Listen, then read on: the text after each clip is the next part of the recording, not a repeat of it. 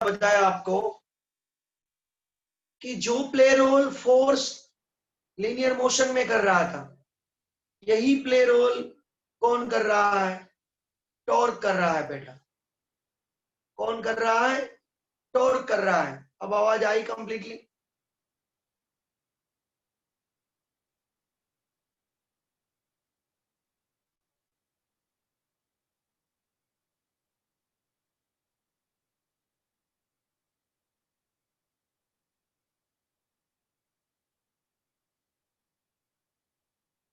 आई ना बेटा? Very good. तो हम लोग जो स्टडी करने जा रहे हैं बेटा, लाइक दिस कंडीशन हमारे पास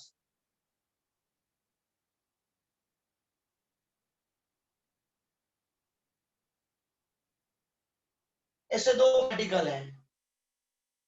एक के ऊपर इस डायरेक्शन में फोर्स अप्लाई हो रहा है, दूसरे के ऊपर इस डायरेक्शन में फोर्स अप्लाई हो रहा है। ये रेफरेंस पॉइंट है। ये R1 होगा, ये R2 होगा। दोनों फोर्स कैसे हैं मैं बता दूं। If two force have an equal magnitude,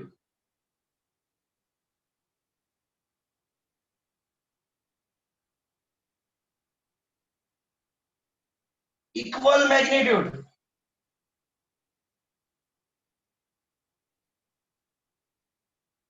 parallel है एक दूसरे को, but equal magnitude but direction is opposite. एक दूसरे के अपोजिट डायरेक्शन में लग रहा है, but they are not collinear.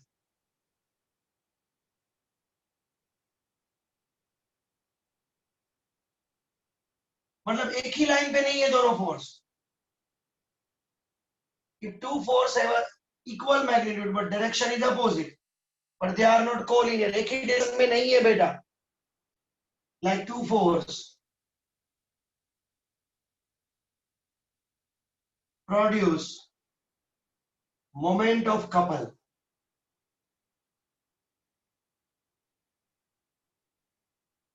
Couple,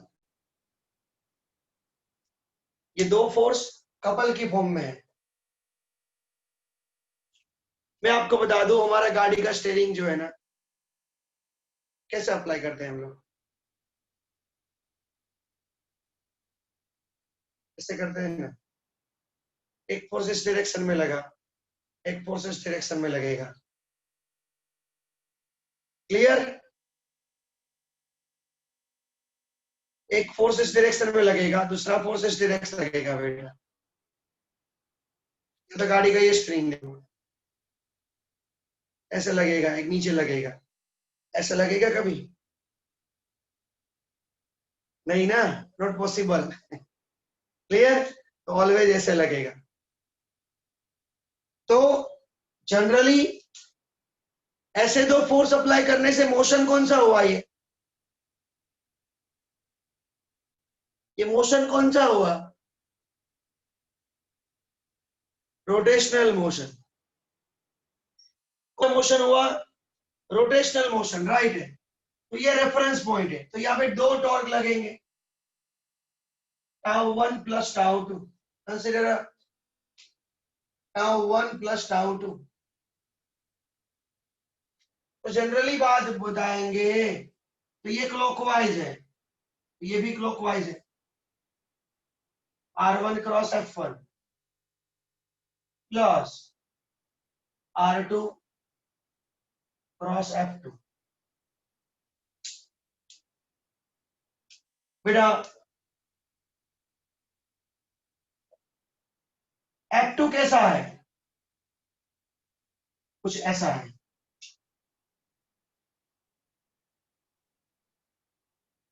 दोनों का मैग्नीट्यूड सेम, डायरेक्शन अपोजिट, इसलिए मैंने लिखा F2 is equal to minus F1। Right? F1 common निकलेगा,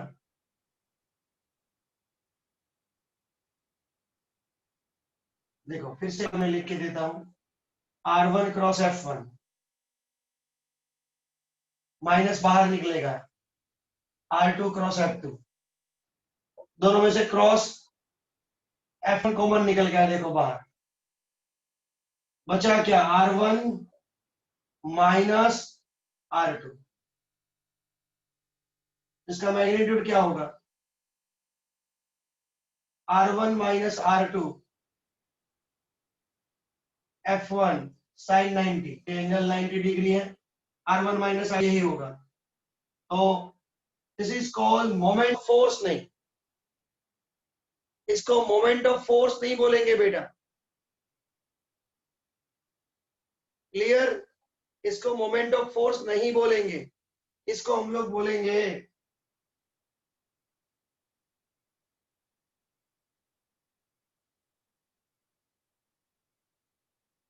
moment of two force, it's a couple.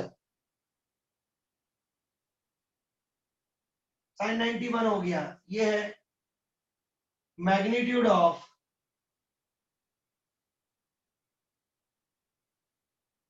Any one force,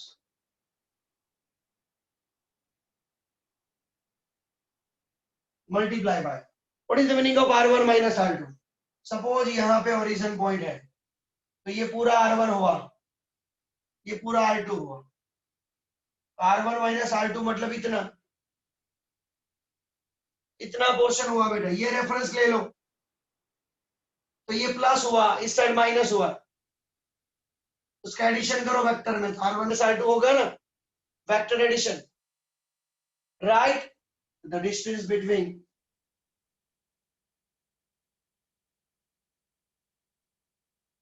to force, distance between two force.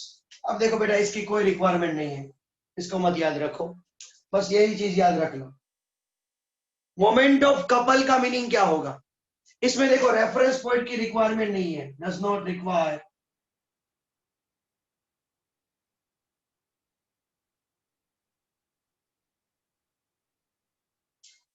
Does not require reference point.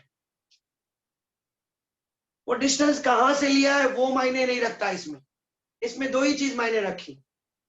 देखो torque मतलब क्या, force multiply by perpendicular distance from the reference, from the reference point. तो moment of force also same, but moment of couple like a two force of moment, जिसमें आपको magnitude of any one force, magnitude of any one force, क्योंकि दोनों का magnitude तो same ही है ना बेटा, दोनों का मैग्नीट्यूड क्या है, सेम ही है ना बेटा, राइट। तो मल्टीप्लाई बाय परपेंडिकुलर डिस्टेंस है, बट दोनों के बीच का, not from the reference point, not from the reference point. अब स्क्रीनशॉट ले लो, मैं भी आपका एक्सप्लेन करता हूं।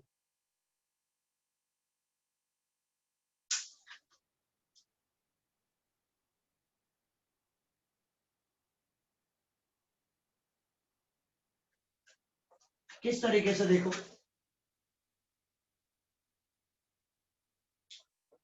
फॉर एग्जाम्पल यहाँ पे 5 न्यूटन फोर्स अप्लाई हो रहा है,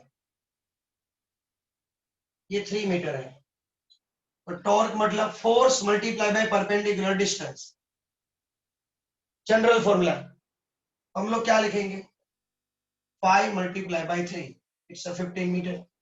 यही चीज को ऐसे में बताता हूं, ऐसे 5 न्यूटन लग रहा है, 3 मीटर दूर,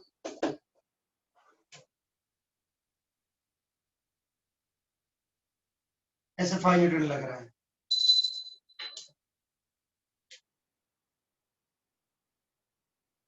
तो डायरेक्टली क्या बोला मैंने, magnitude of any one force multiply by perpendicular distance, distance from horizon but not horizon,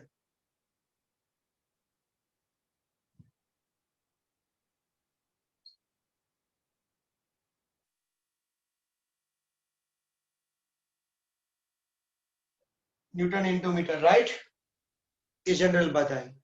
अब कोई स्क्रीन चिपक नहीं रहे ना बेटा, है? ओके।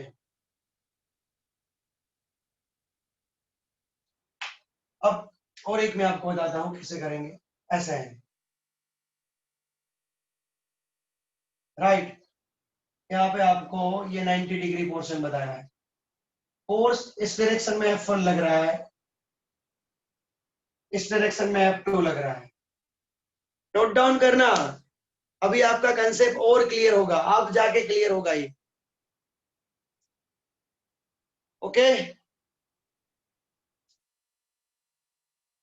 तो देखो बेटा, यहाँ पे what is the meaning of perpendicular distance. Suppose मैं कंसीडर कर लेता हूं कि ये पूरा बी है,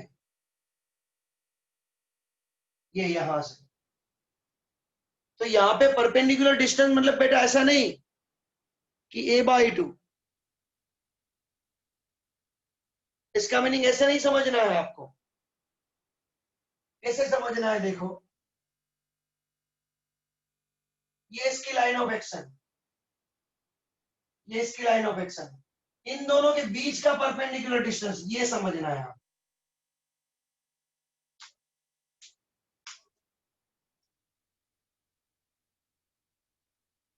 ये सपोज थीटा है तो ये 90 माइनस थीटा होगा, ये a/2 है तो ये 90 माइनस थीटा, ये 90 तो ये थीटा होगा बेटा। हम लोगों को ON चाहिए, ट्राइंगल ऐसा बना, ये a/2 ON, तो थीटा की अपोजिट साइड है तो साइन थीटा अप्लाई करो, opposite side ON, hypotenuse a/2, it's ON is equal to a/2 sine theta. तो सेम टू सेम ये भी सेम ही होगा, एमओ या OM। MN कितना होगा बेटा, MN कितना होगा बेटा, दोनों का एडिशन करेंगे, ON plus OM, a/2 sine theta plus a/2 sine theta, it's a sine theta. अब टॉर्क क्या होगा, force multiply by perpendicular distance between them, tau is equal to F cross. ये कितना बचा बेटा, परपेंडिकुलर डिस्टेंस और ये कितना हुआ, a साइन थीटा हुआ। तो अब जाके आपका कंसेप्ट क्लियर हुआ। सपोज ये समझ में आ गया, मतलब सारी चीज समझ में आ गई। परपेंडिकुलर डिस्टेंस का मीनिंग मैंने आपको एक्सप्लेन किया बेटा, ऐसे नहीं होता है। Perpendicular distance line of action draw करो और ये परपेंडिकुलर डिस्टेंस माना जाएगा। ये मैथमेटिकल खेल है, कोई फिजिक्स का खेल नहीं है इसमें। क्लियर, यस या नो बेटा? सबको पूरा समझ में आया? थम से बोलो।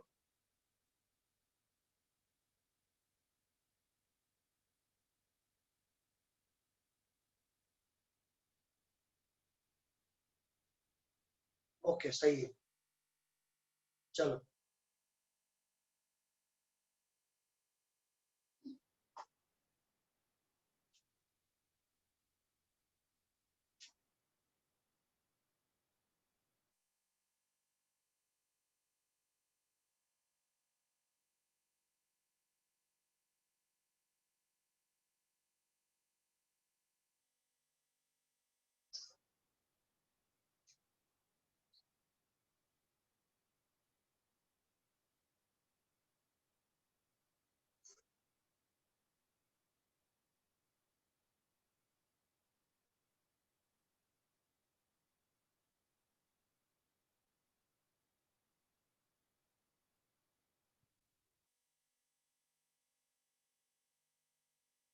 पूरा टॉर्क को फिनिश करेंगे बेटा कंप्लीटली। देखो, अब बारी आती है इक्विलिब्रियम की। कुछ चीज ऐसी होती है कि टेक्स्ट बुक में अलग तरीके से दी जाती है, अलग अलग जगह पे होगी। तो मैं क्या कर रहा हूं, मैं पूरी चीज को इकट्ठी कर रहा हूं और आपको एक ही कंसेप्ट से क्लियर करवा रहा हूं। क्लियर, कोई टॉपिक बाहर नहीं, बाकी नहीं रहेगा, ऑलवेज ज्यादा हो जाएगा उससे भी कम। कल हम लोगों ने जो सम्स किया था मैंने लास्ट संडे को, वो टेक्स्ट बुक में था ही नहीं, तो थोड़ा बाहर का भी कवर होगा, डोंट वरी। ओके, तो देखो बेटा, हम लोग टॉपिक को आगे बढ़ाते हैं। मैंने सोचा कल सब लोग आ जाएंगे, तो कल एक नया टॉपिक स्टार्ट किया, तो बाद में देखा तो वही हाल था। चलो इक्विलिब्रियम, चलो लीनियर मोशन में,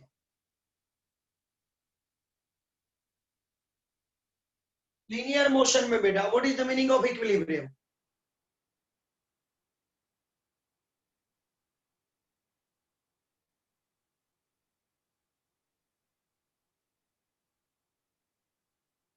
याद करो, equal force applied. Keshav Patel is the right answer. Jayraj आप ऑल्सो राइट हो।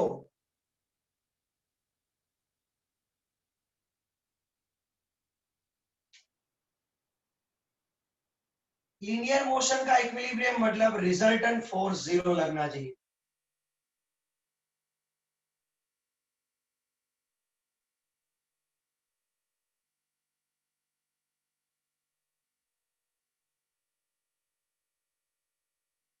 मतलब उसका एक्स कंपोनेंट भी जीरो होता था, याद करो, उसका वाई कंपोनेंट भी जीरो होता था, इसका जेड कंपोनेंट भी जीरो होता था, राइट?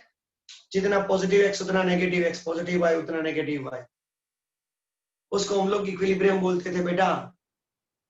अब बारी आई, अब बारी आई रोटेशनल मोशन में, इक्विलिब्रियम इन रोटेशनल मोशन।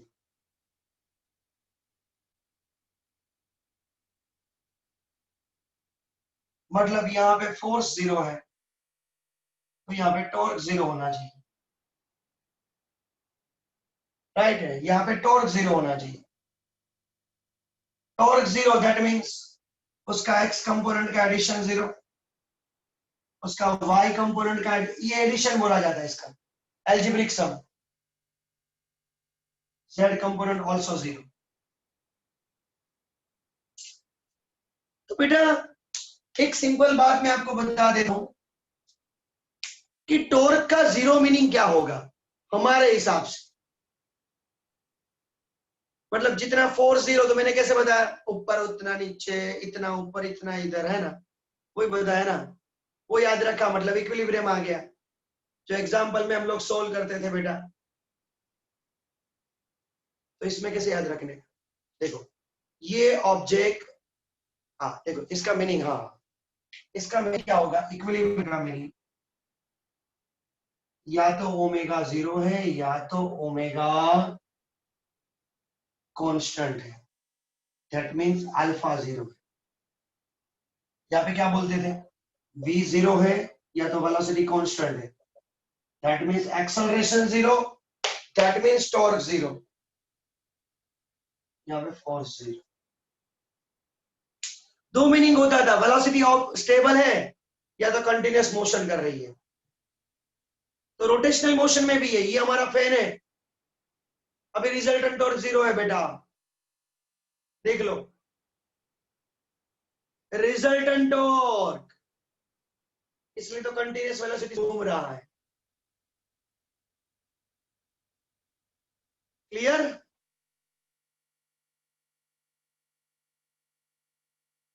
दो मीनिंग बोला मैंने, या तो ओमेगा जीरो या तो omega constant, that means torque zero, that means system is in the equilibrium. Okay, चलो अब मैं आपको बताता हूं, ये ऑब्जेक्ट है, इसके ऊपर मैंने फोर्स अप्लाई किया तो ये मोशन में आया, मतलब कुछ टॉर्क अप्लाई हुआ है, एक्सटर्नल टॉर्क।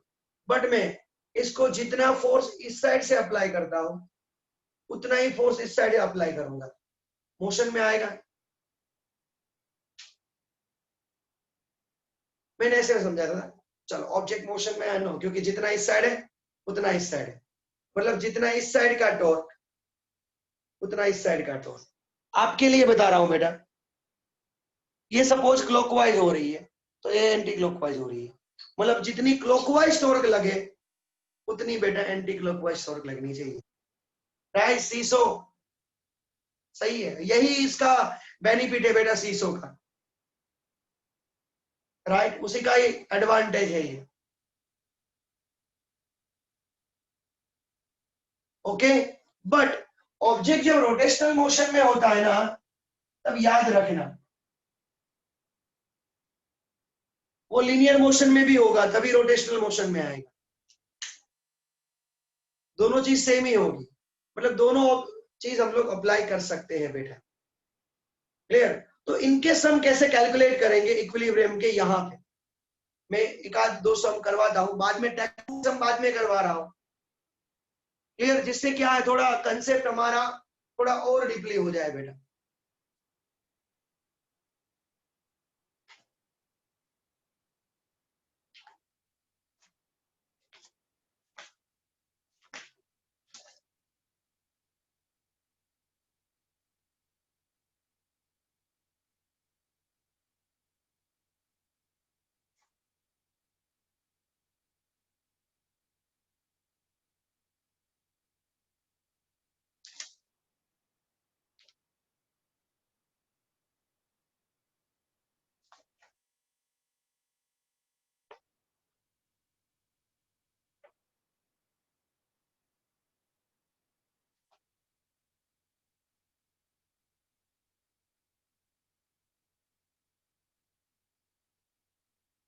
बस यही भी इसमें भी आएगा, प्रिंसिपल ऑफ मोमेंटा इसी में ही आएगा, आपने बोला ना सीसो, यही बोल रहा हूं बेटा। फॉर एग्जाम्पल मैं आपको ये बताना चाहता हूं, राइट, मैं इस डायरेक्शन में फोर्स अप्लाई कर रहा हूं,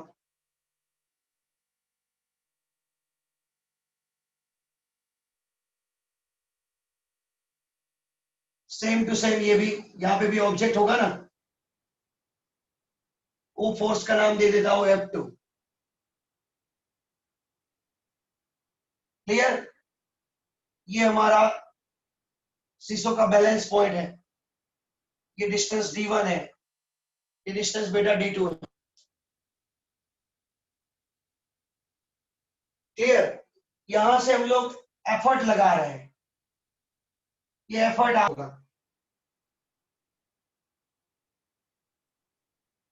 कोई भी चीज होती है, या आप जहां पे भी एफर्ट अप्लाई करोगे ना वो चीज याद रखना। सपोज यहाँ पे मैंने कुछ ऑब्जेक्ट रखा है, इसको मैं लोड आर्म बोलूंगा, लोड आर्म, तो ये एफर्ट आर्म है।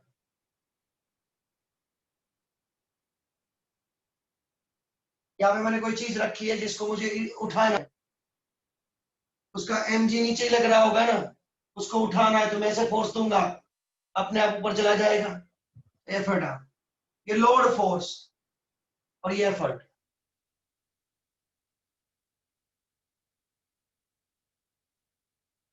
क्लियर। बस सेम टू सेम याद रखना है, इसको इक्विलिब्रियम कंडीशन कंडीशन करो,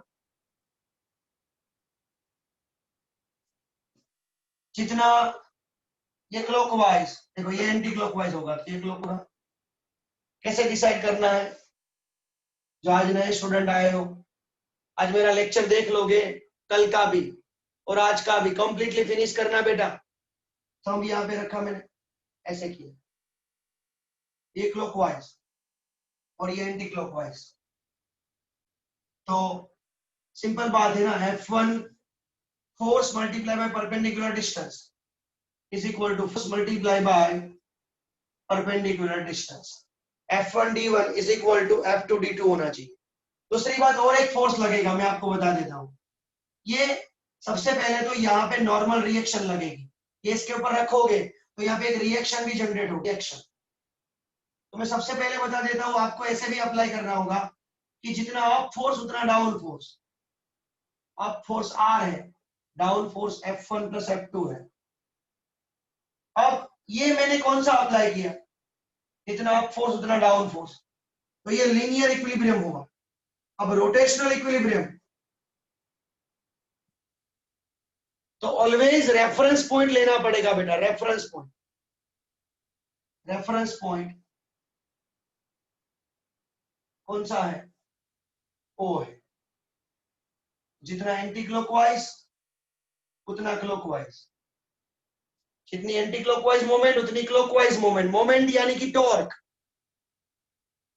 F1 क्रॉस D1 ये आएगा F2 क्रॉस D2।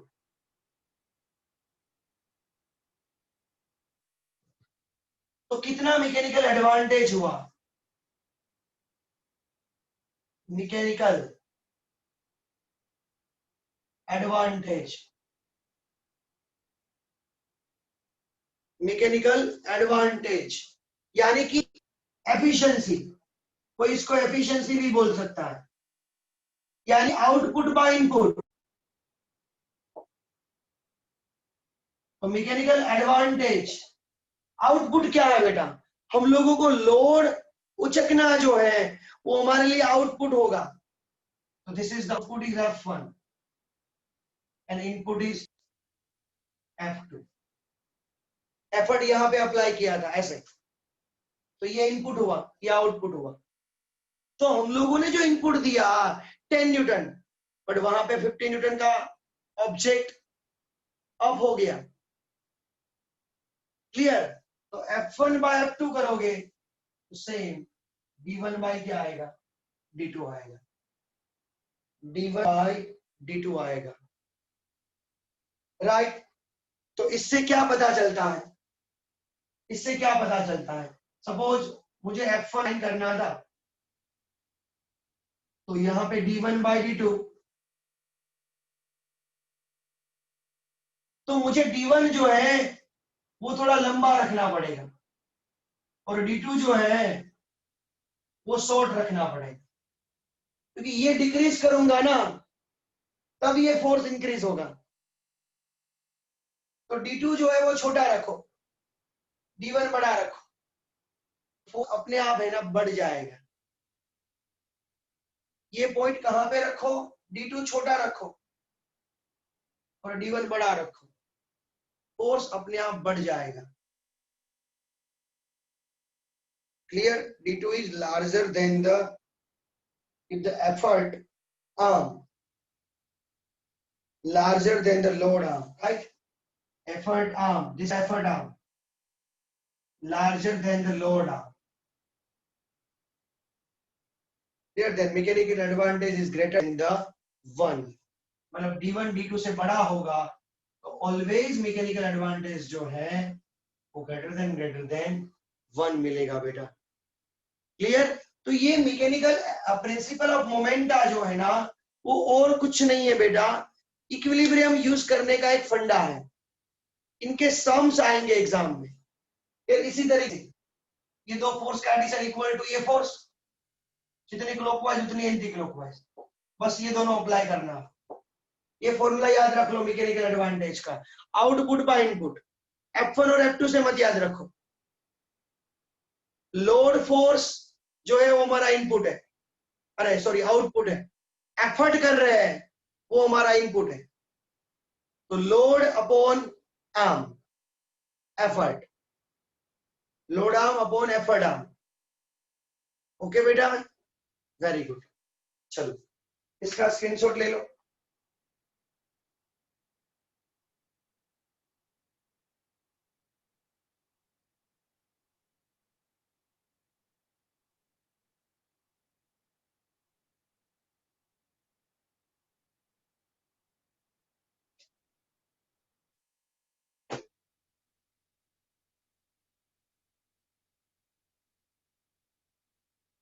मुझे भी लग रहा है कि आपको सुबह में उठना थोड़ी दिक्कत तो होती होगी बेटा, मैं मना नहीं कर रहा हूं, बट पढ़ने का रियल में मजा आ रहा है। आपको मजा आ रहा है या नहीं आ रहा है? जरूर नहीं पढ़ते, कुछ तो लिखो, मजा आ रहा है या नहीं आ रहा है कि सर 11 बजे ठीक है?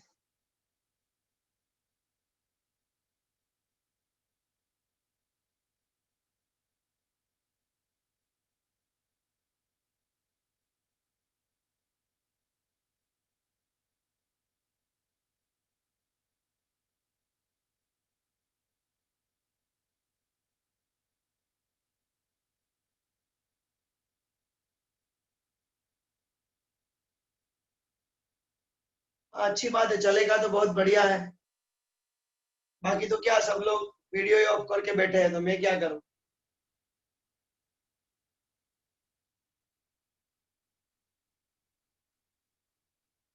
आठ बजे और अच्छा लगता है बेटा, 8 बजे मेरी बैच होती है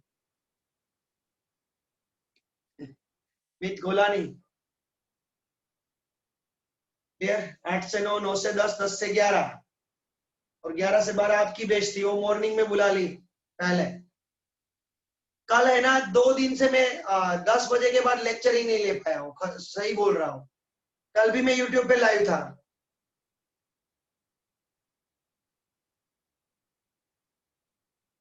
क्लियर, 9 से 10 और 10 से 11 दोनों बैच मैंने यूट्यूब पे ली है।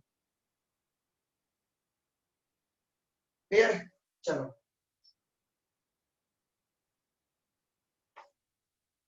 बेटा आज और लेक्चर है ना, दोनों प्लीज सब लोग पढ़ लेना, जिससे कल हम लोग एग्जाम्पल जैसे स्टार्ट कर रहे हैं। ये पूरी थियरी टॉर्क रिलेटेड थियरी है। क्लियर, तो एग्जाम में कोई दिक्कत ना हो इसलिए बोल रहा हूं। देखो, सेंटर ऑफ ग्रेविटी लास्ट, उसके बाद स्टार्ट करेंगे। सेंटर ऑफ ग्रेविटी मतलब क्या? एक्चुअल में हमारा सेंटर ऑफ मास और centre of gravity basically same होता है, बट यूनिफॉर्म मास होगा वहां। सेंटर ऑफ ग्रेविटी का मीनिंग पूरा अलग है। सेंटर ऑफ मास, मास के ऊपर डिपेंड रहता है कि जहां पे उसका मास कॉन्सेंट्रेट हुआ है, उसका नाम बोलते थे centre of mass. But centre of gravity क्या है बेटा? लाइक दिस में कंडीशन बता दो कि ये हमारी बुक है, ये बुक है। मुझे ये बता दो बेटा कि इस बुक के सारे पार्टिकल के mg कहां लग रहे हैं? नीचे, नीचे लग रहा है ना? हाँ या ना? तो मुझे इसको इक्विलिब्रियम में रखना है, इक्विलिब्रियम में रखना है, तो मुझे फोर्स कौन सी डायरेक्शन में अप्लाई करना पड़ेगा बेटा? ऊपर की डायरेक्शन में, राइट। ये नीचे से देखो, ऊपर की डायरेक्शन में मुझे फोर्स अप्लाई करना पड़ेगा। बट ये फोर्स मैं ऊपर की डायरेक्शन में यहां से अप्लाई करूंगा तो ये चिपक ऐसे नहीं, यहां से करूंगा तो ऐसा चला जाएगा, मतलब वो रोटेशनल मोशन में आ गया। ये भी नहीं होना चाहिए। तो मैं कुछ यहाँ पे सेंटर पे फोर्स अप्लाई कर रहा हूँ, अभी तो ये पॉसिबल नहीं है, राइट। कुछ हॉरिजॉन्टल चाहिए मुझे। मेरी बात समझ में आ रही है ना? मैं इस जगह पे अप्लाई करूंगा कि जिससे डाउन फोर्स उतना अप फोर्स हो, और जितना क्लॉकवाइज मोमेंट उतना एंटी क्लॉकवाइज मोमेंट हो, जिससे पूरी बॉडी इक्विलिब्रियम में आई। उस पॉइंट को हम लोग नाम देंगे सेंटर ऑफ ग्रेविटी। फिर से मैंने क्या बताया कि ये ऑब्जेक्ट है, कि बहुत सारे पार्टिकल का बना हुआ है।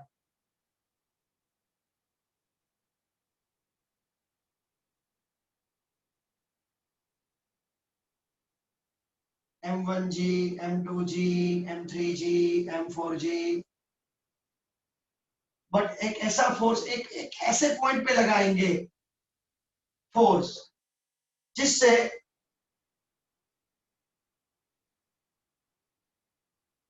फोर्स अप्लाई टू पॉइंट, जिससे दो काम होगा, linear equilibrium and rotational equilibrium, दोनों होना चाहिए। लीनियर इक्विलिब्रियम मतलब अप फोर्स उतना down force, anti clockwise moment equal clockwise moment. This point is known as a center of gravity। बेटा पढ़ोगे ना तो सब कुछ यही मालूम पड़ेगा आपको। बेटर है आप इतना सिंपल समझ लो। टेक्स्ट बुक में बहुत लंबा खींचा है, इसी को एक्सप्लेन करते रहेंगे लोग। Most of centre of gravity centroid में ही होती है, क्योंकि हमारे सिलेबस में जो भी सम्स है ना वो पूरा यूनिफॉर्मली डिस्ट्रीब्यूटेड मास का सम्स है, पूरा यूनिफॉर्मली डिस्ट्रीब्यूटेड मास का सम है। इसलिए जो इंजीनियरिंग में जाओगे तब जाके बेटा थोड़ा सेंटर ऑफ ग्रेविटी अलग से फाइंड करना होगा आपको। क्लियर? क्योंकि हमारे घर पे देखो पूरा स्लैब लगता है ऊपर है, बीच में कॉलम खड़े करते हैं, लोग खड़े करते हैं ना, पूरा स्लैब है। ऐसा कभी हुआ नीचे आ गया? नहीं। तो यहाँ पे भी ये कंसेप्ट यूज करके ये लोग स्ट्रक्चर बनाते हैं। क्लियर? ऊपर लोड कैलकुलेट होता है, उसके हिसाब से वो लोग स्टील लगाते हैं। क्लियर? तो ये बहुत बड़ी बात है।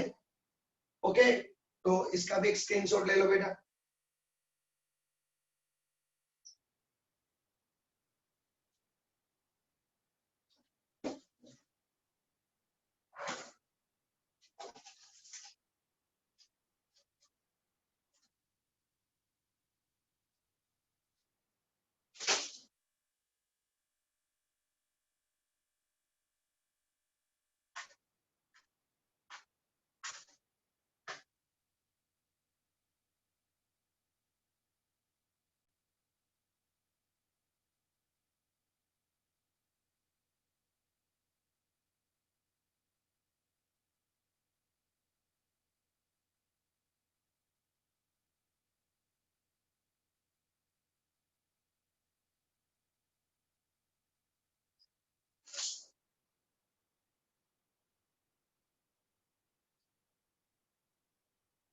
मैं एक छोटा सा सम आपको कर दिखाता हूँ, कल हम लोग थोड़ा टफ सम्स करेंगे। देखो ये एक राइट 100 सेंटीमीटर का एक स्ट्रिप है हमारे पास, उनको सपोर्ट करने के लिए दो जगह पे सपोर्ट किया है, दो जगह पे सपोर्ट किया है। यहां से 10 सेंटीमीटर और यहां से भी 10 सेंटीमीटर। क्लियर? एक कॉइन रख रहा हूं, एक कॉइन यहां पे है, तो यहां से 25 सेंटीमीटर पे है, जिसका मास है 10 केजी, अरे 10 ग्राम, 10 ग्राम, और इसका मास है 100 ग्राम, 90 ग्राम, चलो ना, इसका स्ट्रिप का मास। तो सबसे पहले है ना आपको फ्री बॉडी डायग्राम ड्रॉ करना है। फ्री बॉडी डायग्राम मतलब फोर्स का डायग्राम, जो उन्होंने चैप्टर नंबर 5 में सिखा था वही फ्री बॉडी डायग्राम ड्रॉ करना है। एक ये फोर्स लगेगा, इसकी रिएक्शन ऊपर लगेगी, इसकी भी रिएक्शन ऊपर लगेगी, राइट? यहां से 10, ये भी 10, ये भी सी डी, ये मिड पॉइंट होगा, ये पी पॉइंट लिख देता हूं। पी पॉइंट का डिस्टेंस यहां से 25 सेंटीमीटर है, इसका वेट फोर्स mg नीचे लगेगा, mg, राइट? m1g नीचे लगेगा। इसको थोड़ा केजी में कन्वर्ट कर देता हूँ, 1 केजी और 2 केजी, अभी आपके लिए, बाद में कैलकुलेट करेंगे। तो 1g और इसको दूसरा नाम देंगे 2g, मतलब m2g। ये फोर्स कहां पे लगेगा? एग्जैक्ट सेंटर पॉइंट, ये है सेंटर ऑफ ग्रेविटी। क्लियर? तो क्वेश्चन क्या पूछा है पता है? ये सपोर्ट कितना है नंबर्स, R1 और R2 क्या है? दो रिएक्शन जो लगाई है हम लोगों ने, वो उसका मैग्नीट्यूड क्या होगा? तो हम लोग सबसे पहले है ना लीनियर इक्विलिब्रियम यूज करेंगे। क्या, जितना अप डाउन उतना down force, R1 plus R2 ऊपर वाला, नीचे दो फोर्स लग रहे हैं, M1G प्लस M2G, यानी कि R1 प्लस R2, M11 और ये 2 यानी कि 3G। ये क्वेश्चन नंबर 1 बना। अब हम लोग रोटेशनल इक्विलिब्रियम यूज करेंगे। तो रोटेशनल इक्विलिब्रियम यूज करने से पहले एक चीज यूज करेंगे, उसका नाम क्या है? पहले क्या कंसीडर करेंगे बेटा? Give me the answer please. पहले क्या कंसीडर किया जाएगा?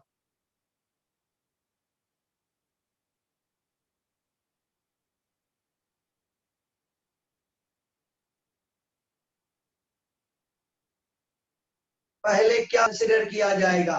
Reference point. अभी भी बोल रहे हो,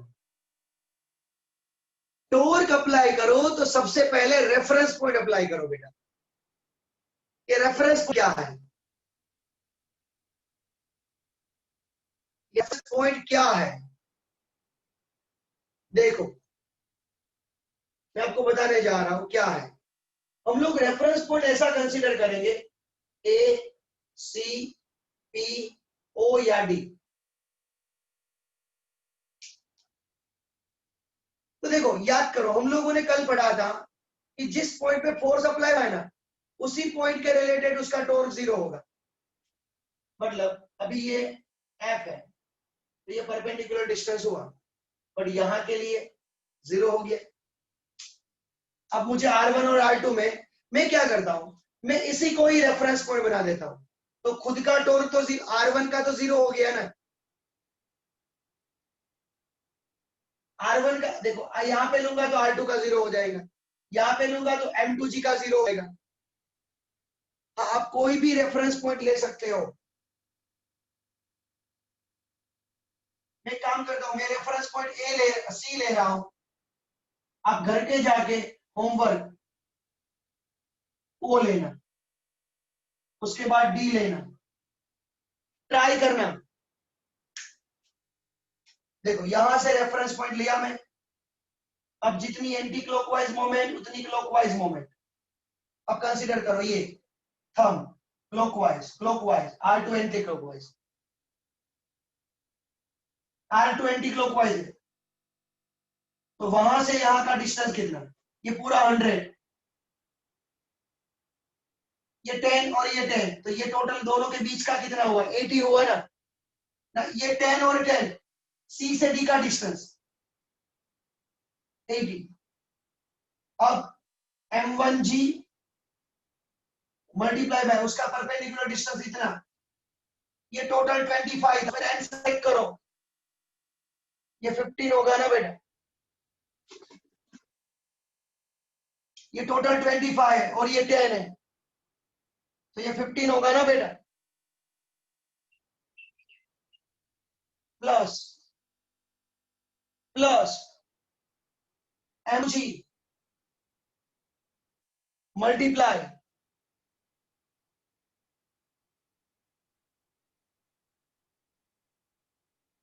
ये टोटल 50 है, उसमें से 10 सब्ट्रैक्ट करो, 40 आएगा। इसका मास पता है कितना है? 1 into g, 10 multiply by 15 plus M22 मतलब 20 मल्टीप्लाई 40 डिवाइडेड बाय R2 का डिवाइड 80 डिवाइड होगा, ये 150 plus 800 divided by 80, 950 divided by 80, 9 जा 1, 8 1 जा 8, 8 2 जा नहीं आएगा, 8 1 जा ही आएगा, राइट। पॉइंट कितना बचा? 7।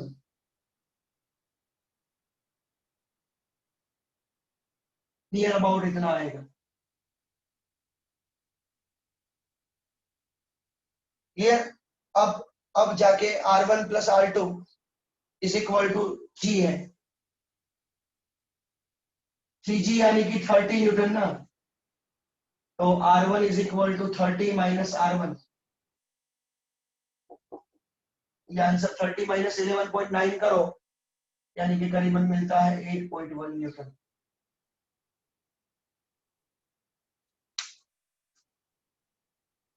देखो इनका एक बार स्क्रीनशॉट ले लो, बाद में बात की बात करेंगे।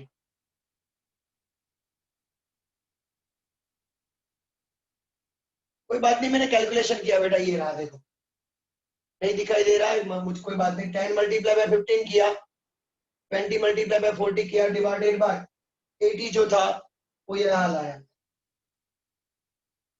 और कैलकुलेट ही किया और कुछ नहीं किया बेटा, डोंट वरी। फिर आप करोगे ना, सम ऑटोमेटिकली समझ में आ जाएगा।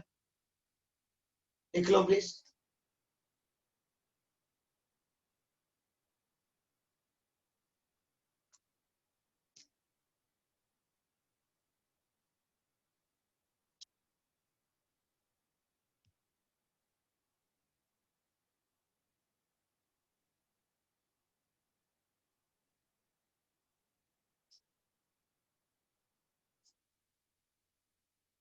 हाँ 18.1 आएगा। ओके, तो देखो ये सम है ना, आप प्लीज खुद प्रैक्टिस करना। आप, मैं आपको बता रहा हूं, आप है ना इसके लिए इलस्ट्रेशन नंबर 7.8 लिखो, 7.8 और एक्सरसाइज का 7.17, ये दोनों ट्राई कर लेना, इसी मेथड से ही अप्लाई करना है। थोड़ा लॉजिक चलाना, हो जाएगा बेटा, सही में बोल रहा हूं। और यही सब अभी जेडब्ल्यू जो लास्ट थी ना उसमें आया था, ये वाला सब। ओके चलो, बाय बाय, कल सुबह मिलते हैं। सपोज मैंने 12 बजे के बाद आपको वीडियो नहीं भेजा तो कोई मुझे व्हाट्सएप करेगा। ओके